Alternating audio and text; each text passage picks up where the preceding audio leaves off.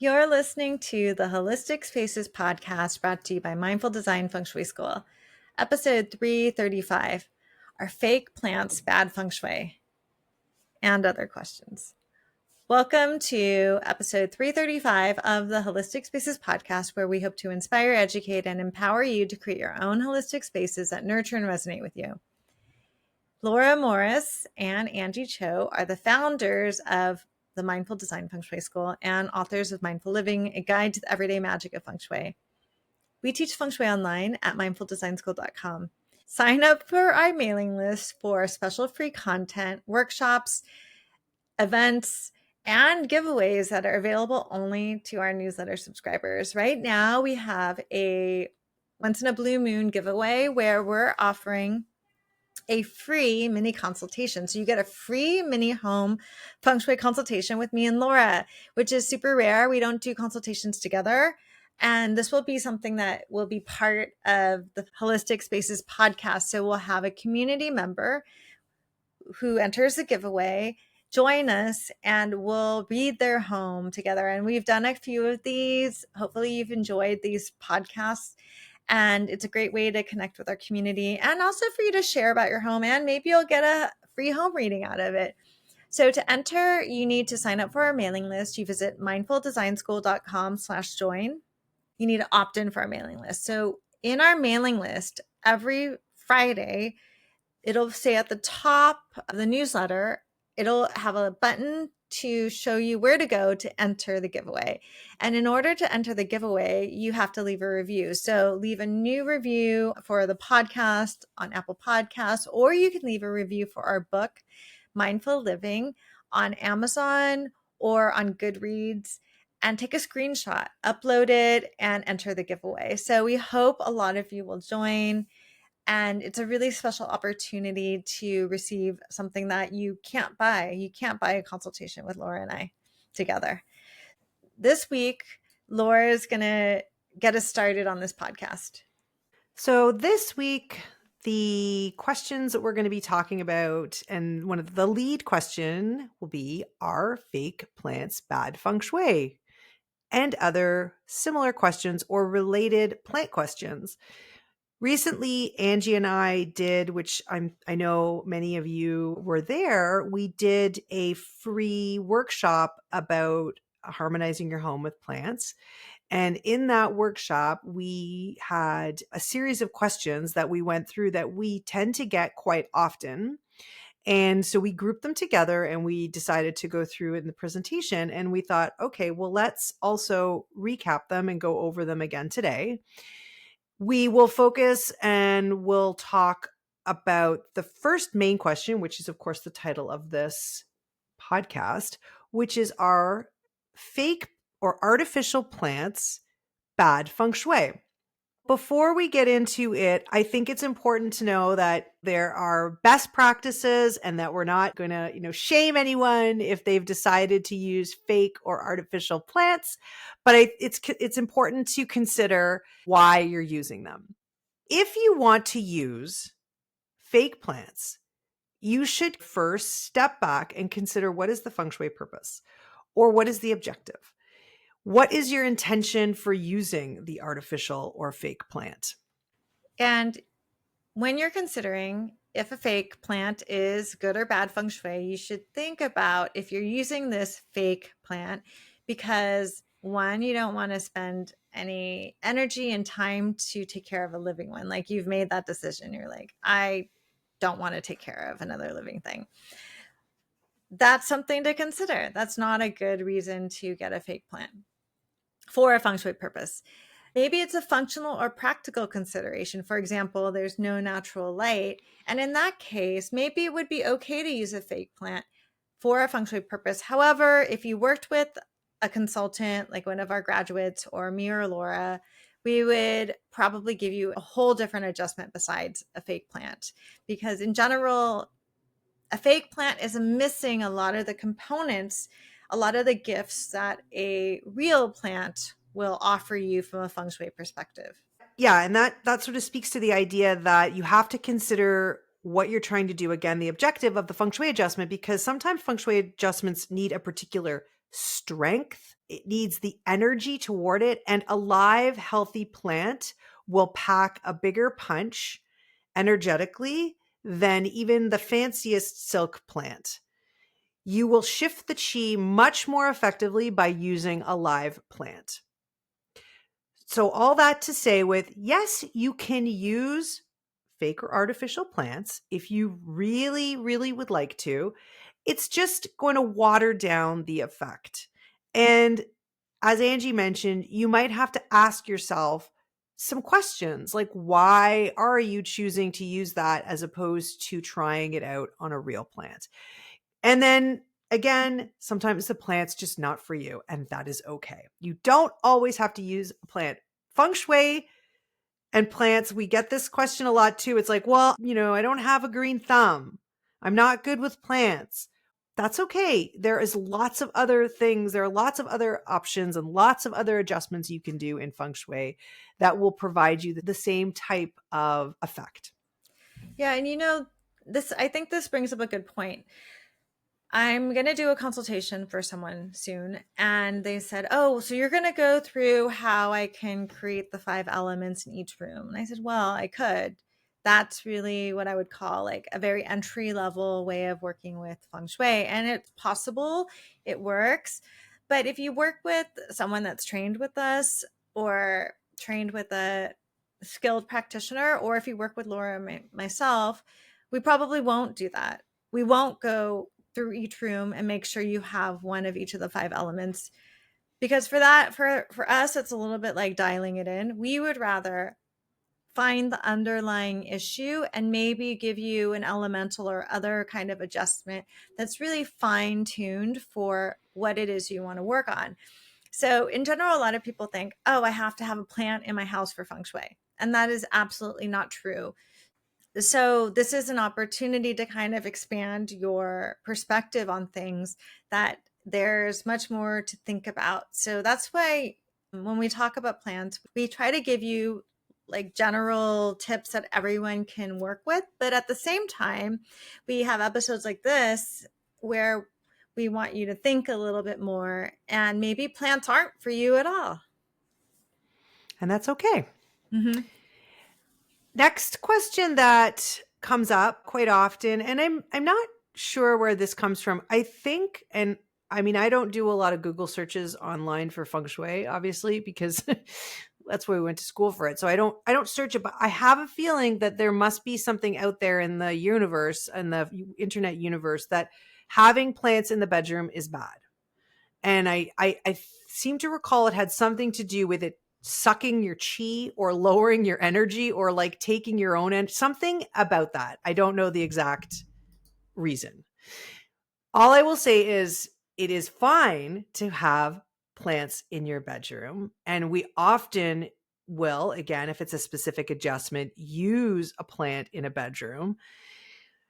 And plants overall are beneficial from a mundane standpoint. So from an air filtering perspective, you can pick specific plants that filter air, and that there is this science, but you have to have an awful lot of plants to have this happen. Plants give out at night, they convert it to CO2. So it's this belief that, if you have a plant in your bedroom, that you're all of a sudden going to be breathing in a whole bunch of CO2. That's just not the case. But if that is a concern, you can get plants that actually produce oxygen at night. Peace lily is one. I believe a snake plant is another. There's a few that are actually really good. Gerber daisies are another one. Don't worry about it from an air filtration standpoint, because you can pick appropriate plants. And also you need to, like, if you're sleeping in a jungle or in a greenhouse kind of environment, then yeah, that might not be the ideal place for you to sleep. And I'll tell you why. And it has less to do with the science of it, although I'm sure there's something, but I'm not, equipped to answer. But you think about it from a Feng Shui standpoint, you are surrounding yourself with so much wood chi, so much wood energy, that maybe for a few people, that is exactly what they need. And so I'm not saying it's not possible. And I've seen, you can sometimes see on Instagram these like bedrooms that have hanging plants and I mean, it's like they're in a greenhouse. For some of people, that wanting to be surrounded and immersed in that wood chi is really supportive. But for many people, it's too much. It's too much wood chi. It's too much humidity. And, there's the upkeep and, it's a lot of energy around you, growth, it's vitality. It's always kind of moving and growing and expanding upwards. So when you're trying to sleep, that might not be what you want to cultivate in your bedroom. But again, that's a lot of plants what I'm talking about. Like if you have one or two plants in your bedroom, you're going to be okay. Yeah, that's my understanding that the reason why other schools of feng shui perhaps deter or say that it's a definite no for Mhm. plants in the bedroom. And that's a little bit of a difference between our school, BTB feng shui, our lineage, and other lineages. We always have an exception. So there are definitely situations where, like Laura said, where plants are maybe not good for your particular chi, but it depends on you. So even I was just telling Laura, I did a consultation for our certification students to audit with someone. And it was one of the first times where I specifically told this client to put her desk out of command and to set herself up so she looks out the window. Mm. But that's because she's in a place in her business career where she wants to be able to step out of the business and have it run without her. So she could still be in command in some way, but trust someone else to run the business. So there's always exceptions. And you need a skilled practitioner to kind of show that to you. But I think like a lot of because I used to, write for the Spruce and so forth. And what I would see on a lot of people think, or what students tell us, what they look up on the internet is very confusing because there's many different schools of feng Mhm. shui that are posting up their accurate information on the internet. And there's also a lot of people that are writing things that are just regurgitating more stuff on the internet and mixing it up, right? Yeah. So in any case, I think that's one of the ideas too, that maybe it's too active, which it could totally be true too. So Yeah. with everything that Laura and I teach, especially when we train our practitioners, we say, well, you have to also try it out. And if your chi is not suitable for that, that is something to honor and to pay attention to. And also it could change. Maybe it's super comfortable for you to have lots of plants in your life. And like for me right now, like I'm particularly a little stressed out because I'm going out of town for a few weeks and it's really hot and I'm going to need to take care of all my plants. It's a lot of work. Anyways, we could go on and on just about this one question, but we're going to go on to the next other plant question. Mhm. And a really common one that we get a lot are about spiky plants. So, are spiky plants bad feng shui? And Laura and I really love to challenge this dualistic viewpoint that something is good and something is bad. So, yes, in general, if you're going to give a generic answer, then we would say on a broad stroke answer, we would say if you want to use a plant for feng shui, you would avoid a spiky plant like a cactus or an aloe.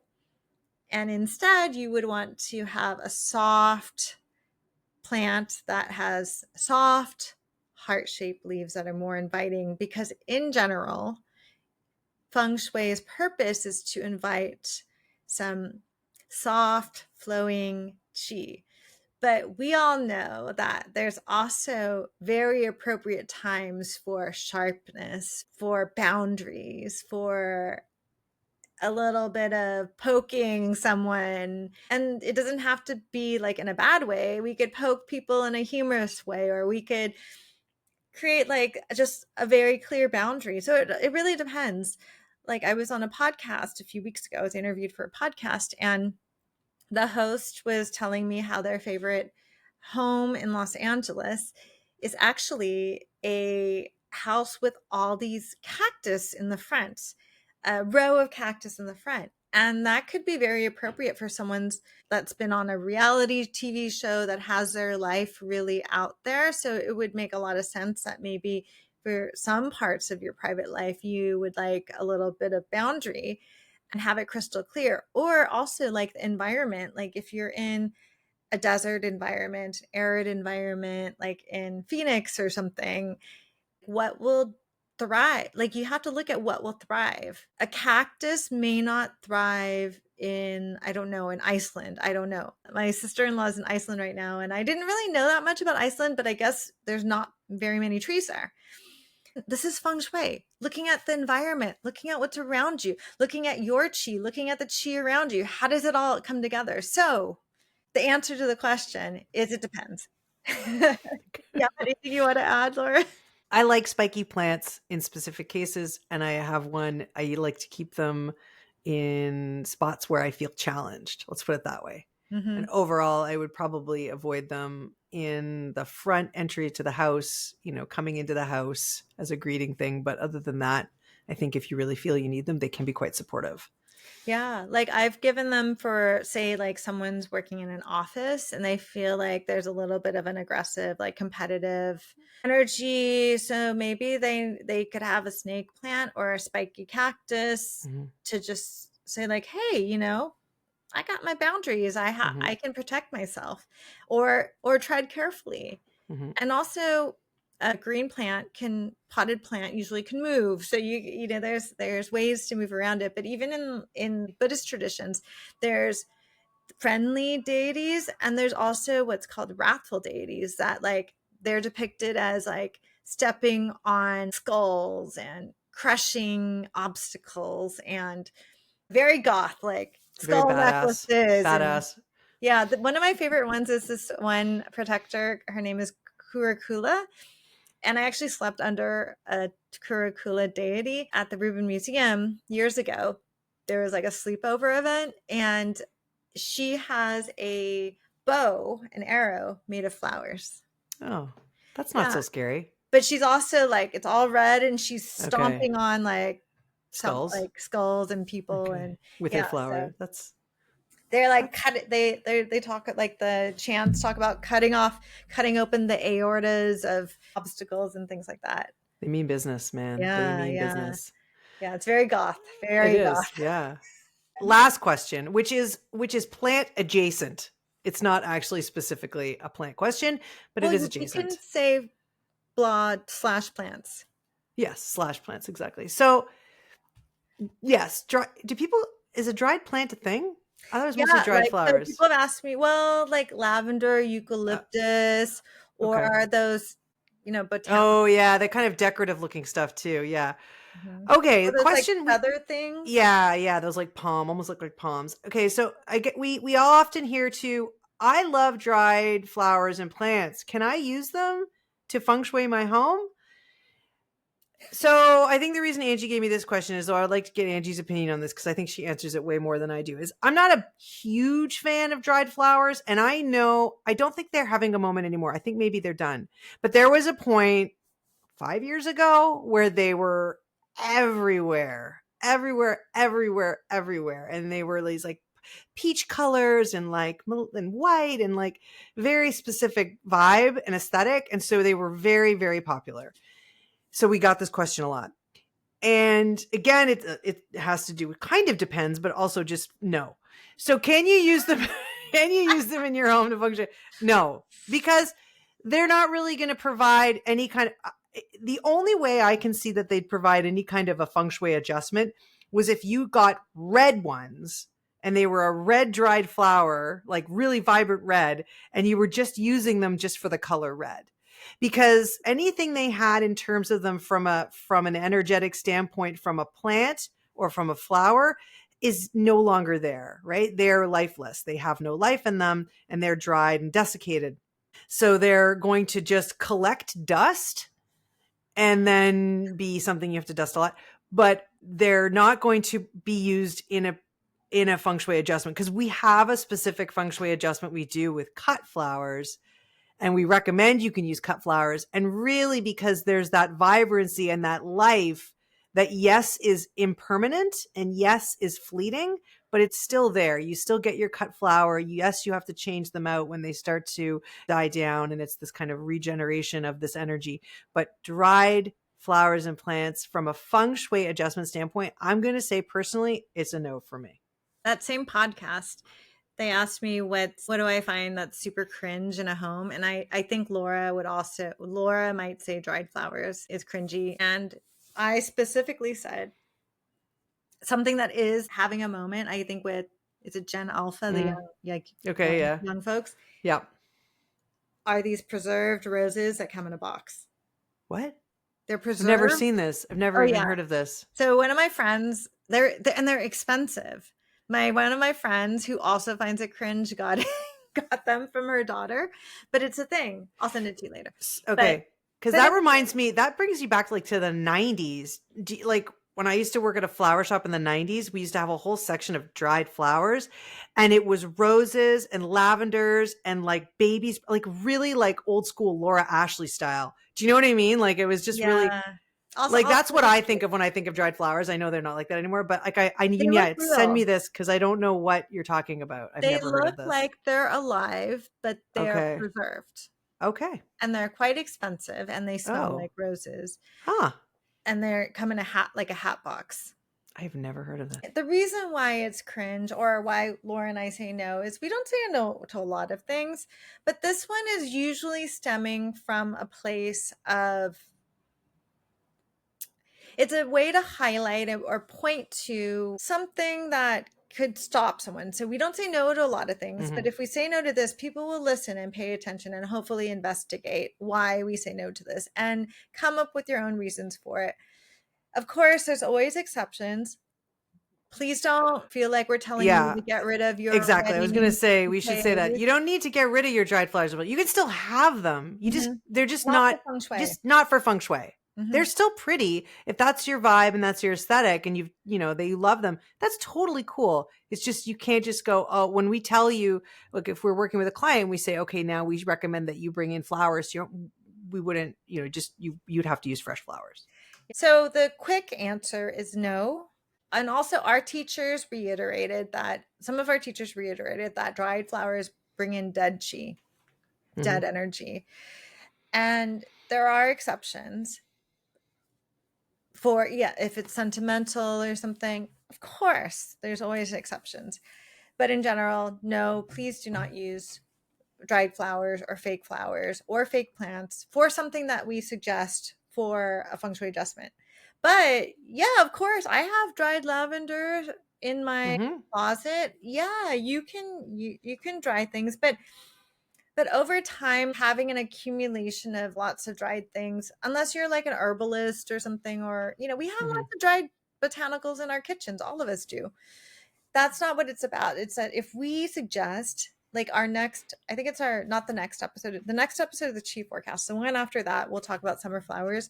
We're not asking you to bring in fake flowers or dried flowers. We're asking you to bring in fresh flowers, or you could draw a fresh flower. You don't have to go buy anything. Anyway, so those are our questions. Yeah. Those are the questions that we're talking about. Questions. Yeah. Okay. So we hope you enjoyed this podcast, and we should do a whole podcast on what you find cringe. Yeah. Okay. Cringe is my new word. Is it? I want to say 5 years too late. On your new word. Well, it's not that kind of new. It's just that it's been coming up a lot. A lot for you. Oh, you're using it a lot now. Okay, cool. Yeah, I watched this movie and I was like, "Ooh, it's like it makes you cringe feel humor." Yeah, you remember like how I feel about Crocs. Charlie? Sorry, I know I'm going to get a lot of flack. Crocs. Oh, Crocs also cringe. Woo! Yeah. All right, before we get ourselves in trouble, let's end this. Podcast. Okay, so thank you so much for listening to this podcast. We hope you'll tune in every week for a new episode. If you like our podcast, please subscribe, share it with others, and sign up for our newsletter. We have lots of free opportunities, events, giveaways that are only available to our newsletter subscribers. Like recently, we did a free plant workshop. We have a free feng shui reading giveaway. So we have lots of things that are only available to our newsletter subscribers. So you go to mindfuldesignschool.com/join. Thank you so much. And we will see you next week.